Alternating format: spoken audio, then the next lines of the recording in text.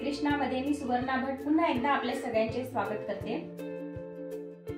हे सुंदर रनर छोटे छोटे फॅब्रिकचे पीसेस वापरून मी हे रनर बनवला आहे आणि याला कवडीवाली ही लटकनची लेस लावली आहे। हे कसं बनवलं आहे ते आपण बघणार आहोत। चला तर मग बघूया। इथे मी फॅब्रिकचे छोटे छोटे पीसेस घेतले आहे। एक मोठा पीस आहे आणि त्याच्या आजूबाजूला दोन छोटे छोटे पीस आहे आणि हे असे ॲडजस्ट करून आपल्याला स्टिच करायचे आहे। याप्रमाणे ठेवून आपण स्टिच करून घेणार आहोत। आधी आपण त्याचं माप बघूया की हे फॅब्रिकचे पीसेस किती मापाचे आहेत ते आपण बघूया। इथे हा मोठा पीस आहे तो 11 बाय 11 इंचाचा आहे आणि हे छोटे पीस आहेत ते 7 बाय 11 इंचाचे घेतले आहे। आपल्याला पाहिजे त्या मापात आपण हे बनवू शकतो। जर तुमच्याकडे मोठे फॅब्रिकचे पीसेस असेल तर तुम्ही मोठं रनर पण बनवू शकता। मोठ्या डायनिंग टेबलवर पण हे रनर छान दिसेल। चला तर मग स्टिच करून घेऊया। हा मोठा पीस सरळ ठेवून त्यावर छोटा पीस उलट बाजूने ठेवून आपण स्टिच करून घेणार आहोत। याप्रमाणे सगळे पीसेस आपण स्टिच करून घ्यायचे आहेत। तुम्ही टाचण्या लावू शकता। इथे फॅब्रिक इकडे तिकडे सरकला नाही पाहिजे म्हणून व्यवस्थित टाचण्या पण लावू शकता। हे पूर्ण पीस एकमेकांना जोडले की आपल्याला एक मोठा पीस तयार मिळणार आहे।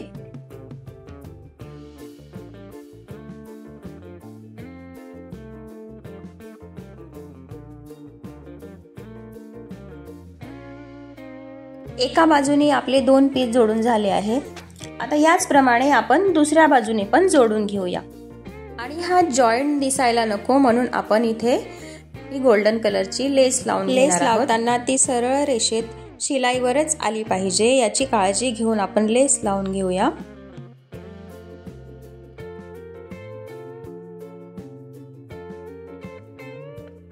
बघू शकता याप्रमाणे आपण ही पूर्ण लेस लावून घेतली आहे। आता आपण या तयार पीसला लाइनिंग लावून घ्यायचं आहे। त्यासाठी खाली लाइनिंग घ्यायचं आणि लाइनिंगवर हा तयार केलेला पीस उलटा ठेवून व्यवस्थित टाचण्या लावून घ्यायच्या आहे। म्हणजे आपला पीस शिवताना इकडे तिकडे सरकणार नाही आणि कुठेही झोल वगैरे पडणार नाही आणि टाचण्या लावल्यामुळे छान फिनिशिंग पण येते। त्यामुळे कुठलाही प्रोजेक्ट बनवताना टाचण्या अवश्य लावायच्या।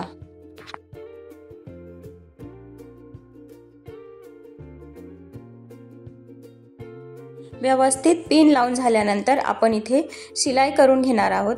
आपण फक्त 3 बाजूंनी शिलाई करणार आहोत आणि एका बाजूनी आपण शिलाई नाही करणार आहोत। ते आपल्याला सरळ करण्यासाठी आपल्याला तसंच ठेवायचं आहे।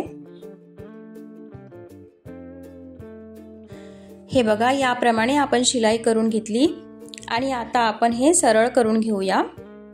सरळ केल्यानंतर शिलाई बरोबर व्यवस्थित करून आपण ह्याच्यावर प्रेस करून घेऊया।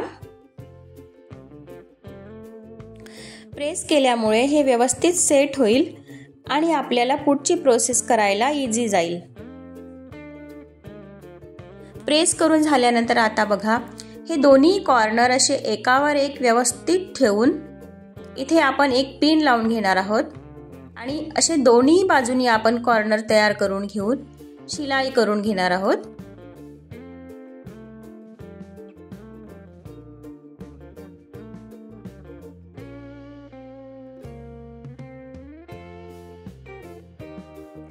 याप्रमाणे आपल्याला शिलाई करून घ्यायची आहे। बघू शकता आणि शिलाई झाल्यानंतर आपल्याला हे असं पलटून कॉर्नर व्यवस्थित बाहेर काढून घ्यायचा आहे आणि कॉर्नर वरून परत आपल्याला सेट करण्यासाठी प्रेस करून घ्यायची आहे।